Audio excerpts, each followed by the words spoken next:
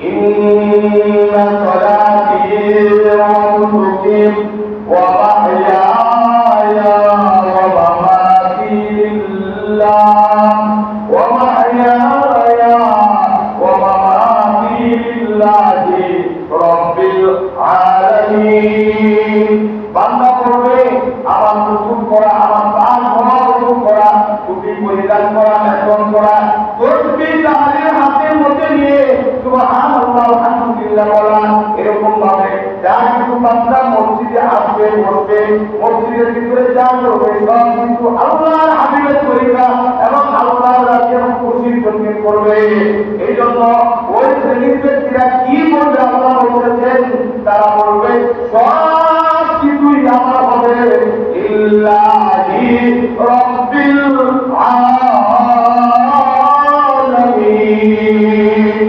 আমার সব কিছু করা হবে রব্বিল আলামিনের জন্য।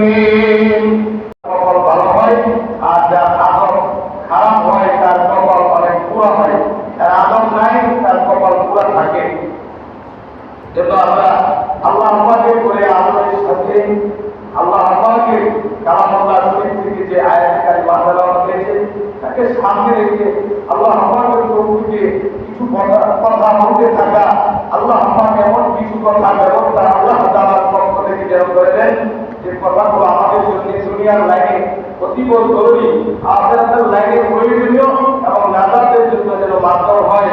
হুজুরে আমিন সাল্লাল্লাহু আলাইহি ওয়াসাল্লামের তরিকা মতে যেন হয় এমন কিছু কথার ব্যবস্থা আল্লাহ আমার যেন আল্লাহ তাআলার পক্ষ থেকে আমাদের জন্য করে দেন, আমরা বলি আমিন। আয়াতে কারিমার মধ্যে আল্লাহ পাক বলতেছেন যে তোমরা যা কিছু করো না কেন সবচেয়ে বেশি গুরুত্ব, সবচেয়ে বেশি প্রাধান্য তোমাদের দিনের মধ্যে প্রিয় বস্তুটা আমার জন্যই রাখবে। যখন তোমার একটা জরুরত হলো, এই জরুরতকে অগ্রাধিকার না দিয়ে আমি আল্লাহ তাআলার হুকুমকে যখন অগ্রাধিকার দেবে, তখন আমি আল্লাহ তাআলা ফেরেশতাদের সাথে তোমার এই প্রাধান্য দেওয়াটাকে আমি গর্ব করে বলতে থাকি, দেখো তোমার আমার ফেরেশতারা আমার ওই বান্দা তার ওই কাজটাকে আগে করে তারপরে আমার ওই কাজটা আমার এই হুকুমটা করতে পারতো, কিন্তু বান্দা হিসেবে তার ওই কাজটাকে গুরুত্ব না দিয়ে আমি আল্লাহ তাআলার হুকুমকে সর্বপ্রথম অগ্রাধিকার এবং গুরুত্ব বেশি দিয়েছে। তোমরা সাক্ষী থাকো আমার যে বান্দা আমার হুকুমকে আমার কাছে গুরুত্ব বহন করবে, গুরুত্ব দিল, আমি আল্লাহ তাআলা ওই বান্দাকে তাকওয়াওয়ালা বান্দা, গুরুত্বওয়ালা বান্দা, তার প্রত্যেকটা জরুরতের ব্যাপারে আমি আল্লাহ তাআলার জিম্মাদারি নিয়ে নিলাম। সুবহানাল্লাহ।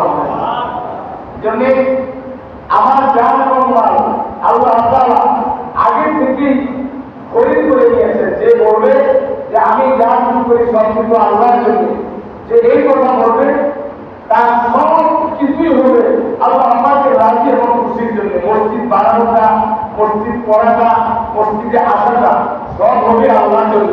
এই কথা মুমিন যে বলবে তার দিলে একটা কাজে তার কর্মে এই কথা আল্লাহ কোরআনে বলে দিয়েছেন। প্রত্যেকটা বান্দা, প্রত্যেকটা বান্দী যখন কোরআন তেলাওয়াত করবে আল্লাহ তাআলা এই কথা তখন বলতে পারে। আল্লাহ কি বলতেছেন কোরআনে? আল্লাহ বলতেছেন ইন্না সলাতি ওয়া নুসুকি ওয়া মাহইয়ায়া ওয়া মামাতি লিল্লাহ ওয়া মাহইয়ায়া ওয়া মামাতি লিল্লাহি রাব্বিল আলামিন। বান্দা করবে আমার রসুল করা, আমার পাঁচ রসুল করা, টুপি পরিধান করা, মেসন করা, তসবিহ তাহলিল হাতের মধ্যে নিয়ে সুবহানাল্লাহ আলহামদুলিল্লাহ বলা। এরকম ভাবে যা কিছু বান্দা মসজিদে আসবে, বসবে, মসজিদের ভিতরে যা করবে সব কিছু আল্লাহর হাবিবের তরিকা এবং আল্লাহর রাজি এবং খুশির জন্য করবে। এই জন্য ওই শ্রেণীর ব্যক্তিরা কি বলবে আল্লাহ বলতেছেন, তারা বলবে সব কিছুই আমার হবে ইল্লাহি রাব্বিল আলামিন। আমার সব কিছু করা হবে রব্বিল আলামিনের জন্য। এই জন্য মুমিনকে আল্লাহ পাক সম্পদ দিয়েছেন, সম্পদটাকে বেঈমান বানাতে পারে না। কারণ হুজুরে আরবি সাল্লাল্লাহু আলাইহি ওয়াসাল্লাম উম্মত উম্মতের ব্যাপারে ভবিষ্যৎবাণী দিয়ে দিয়েছেন, আমার উম্মতেরা সম্পদ পাওয়ার পরে সম্পদের মুখে ক্ষমতার মুখে পড়ে তাদের ঈমানকে হারিয়ে ফেলবে। এই বিষয়ে নবী সাল্লাল্লাহু আলাইহি ওয়াসাল্লাম চিন্তা করতেন, যে আশঙ্কা করতেন আমার উম্মত এত বেঈমান হয়ে যায়, এত বেঈমান হবে, এমন ঈমান খারাপ হবে না, যত সম্পদ ওয়ালা হওয়ার পরে বেঈমান ওয়ালা হবে। এই ব্যাপারে নবীজি উম্মতের ব্যাপারে দুশ্চিন্তা করেছিলেন আর করেছিলেন সম্পদ পাওয়ার পরে বান্দা এবং বান্দী হিসাবে ঈমানটুকু টিকিয়ে রাখা, আল্লাহর রাজ্যে এমন খুশি নিয়ে চলাটা যেন তার পক্ষে অনেক কষ্টদায়ক। আমি বর্তমানে চিন্তা করে দেখি, যারা অর্থবিত্তের মালিক, যারা টাকাওয়ালা, তাদের যে টাকা, তাদের যে অর্থ, অধিকাংশ ক্ষেত্রে এই পাওয়া যায় যে আপনাকে জিজ্ঞেস করবে, সে একটু দেওয়ানের সাথে বলবে এটা আমার মাথায় গাম জড়ানো, পায়ে পর্যন্ত আমার গাম ধরেছে করেছে মাটিতে, অনেক কষ্ট করে আমি এই টাকায় অর্থ জুগিয়েছি, আমি যদি কষ্ট না করতাম তাহলে আল্লাহকে আমাকে এমনি দিতেন। তখন অনেক অন্তর্ভুক্ত হওয়ার পরে আল্লাহর বিজ্ঞানের কাছে এমন কথা মানুষ আগে বলেছিল, এখনো বলবে, কিয়ামত পর্যন্ত বলবে। আপনারা কারণের নাম শুনেছেন, কারণের কথোপকথনের কথা অনেকে শুনেছেন, শোনার পরেও কি আপনি আপনার সম্পদের মাধ্যমে আল্লাহ রাজি খুশি নিয়ে আপনার জীবনকে আপনি পরিচালনা করতেছেন? আপনি তো বুকের মধ্যে টুকা দিয়ে দেখেন, আপনি আপনার নিজেকে জিজ্ঞেস করে দেখেন যে আপনি আপনার সম্পদকে পাওয়ার পরে, আপনার সম্পদ আপনি ওয়ালা হওয়ার পরে, আপনি আপনার এই সম্পদের মাধ্যমে আল্লাহ পাকে রাজা খুশি আপনি হাসিল করতে পারতেছেন কিনা? খুশি হাসিল করবেন করবেন চিন্তা করতে করতে কমা মারা কোনো মুহূর্তে এসে যাবে। এই অবস্থা তো বলতে পারে না। আর যারা ধন সম্পদের মাধ্যমে আল্লাহ খুশি তালাশ করে না, আল্লাহ এত ঠেকা করে নাই যে আল্লাহ তাদেরকে আল্লাহ রেজামতি হাসিল করার জন্য সুযোগ দিবে। আল্লাহ তাকে সুযোগ দিয়েছেন, আল্লাহ তাকে কেমন সুযোগ দিয়েছেন যে আল্লাহ তার সামনে অবাধে রেখেছেন, কামরা রেখেছেন, দিন মধু রেখেছেন, রিক্সাওয়ালা রেখেছেন, অটোওয়ালা রেখেছেন, ভ্যানওয়ালা রেখেছেন, সমস্ত ওয়ালা, অটোওয়ালা, ভ্যানওয়ালা, আপনি বলেন ট্রাকের ড্রাইভার, এরকম ভাবে বাসের ড্রাইভার, বিভিন্ন ধরনের বিভিন্ন মানুষকে কাউকে ড্রাইভার বানিয়েছেন, কাউকে ওই গাড়ির মালিক বানিয়েছেন। আর আল্লাহ পাক ওই সমস্ত কর্মকাণ্ড কেন বুঝিয়েছেন? আর আল্লাহ বলতেছেন একমাত্র বান্দা হিসেবে সে জনপদে আমি তার প্রতি কতটুকু অবদান আমি মালিক হিসাবে রেখেছি। আর এই জন্যই আল্লাহ পাক বলতেছেন যে আমি তোমার উপরে ইহসান করেছি, তোমার উপরে দয়া করেছি, তোমাকে আমি সম্পদ দান করেছি।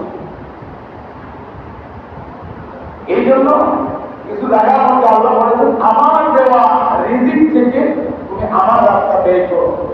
আচ্ছা বলুন তো দেখি, আপনি আপনার কর্মচারী রেখেছেন, কর্মচারীকে ওয়াদা করেছেন, গার্মেন্টসের মালিক আপনি, আপনার কর্মচারী ম্যানেজার তাকে ওয়াদা করেছেন 5 লক্ষ টাকা তুমি শ্রমিককে বিলিয়ে দাও। আচ্ছা বলুন তো দেখি, পৃথিবীর এমন কোন ম্যানেজার, এমন কোন শ্রমিক এই মালিকের এই কথাকে অ্যাভয়েড করবে বা মানা করবে? দেওয়া করতে পারবো না। তার কাজই তো হলো ওই ব্যক্তির মালিকের কথাকে মান্য করা।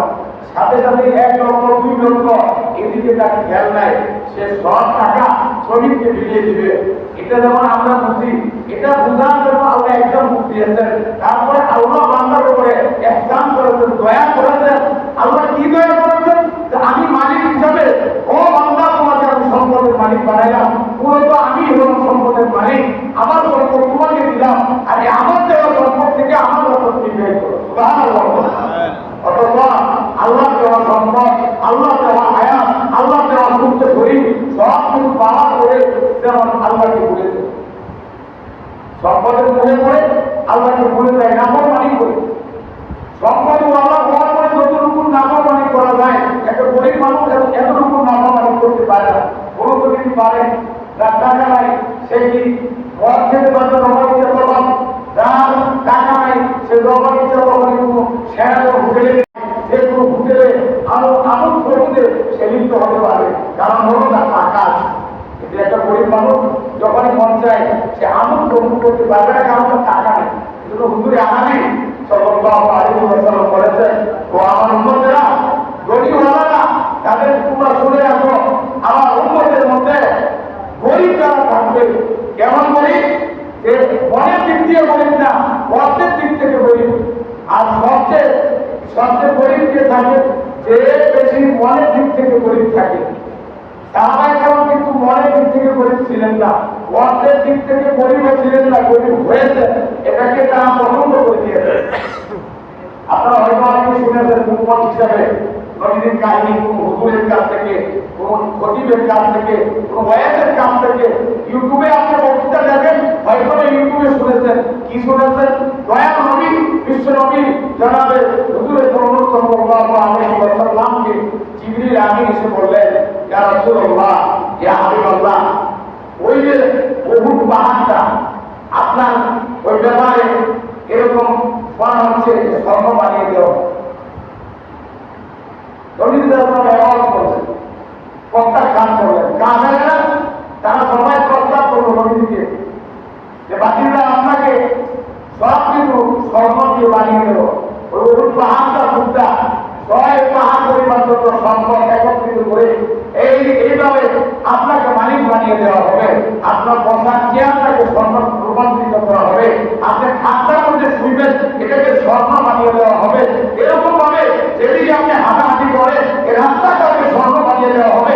তারপরেও আপনি আল্লাহ পাকের রানী তৈরি করবেন, যাওয়া রিজার্ভের বাড়ি আপনি ছেড়ে দেন। বলতে চাচা, আসলে তো আমি তো জোয়ান সম্পর্কে করতেছি না। আমি আল্লাহ তাআলার কাছে চাই, আল্লাহ আমাকে একবেলা খাওয়াবে, আর একবেলা আমি উপবাস থাকবো, ক্ষুধার্ত থাকবো। আর যখন আমি ক্ষুধার্ত থাকবো, তখন মহান মালিকের কাছে বলবো, আল্লাহ আপনি আমাকে সকালবেলা খাওয়াবেন, আলহামদুলিল্লাহ। আল্লাহ দুপুর হয়ে গিয়েছে, আবার করলে যদি আপনার পক্ষ থেকে বরাদ্দ করে ঠিক থাকে, আপনি আমাকে দান করেন। এরকম ভাবে এক বেলা খাবার খেয়ে আরেক বেলা আল্লাহ পাকের কাছে সাহায্য চেয়ে নিতেন। কিন্তু এই হাদিসের উপরে আমল করা বর্তমানে উম্মতের পক্ষে সম্ভব কিনা দেখেন।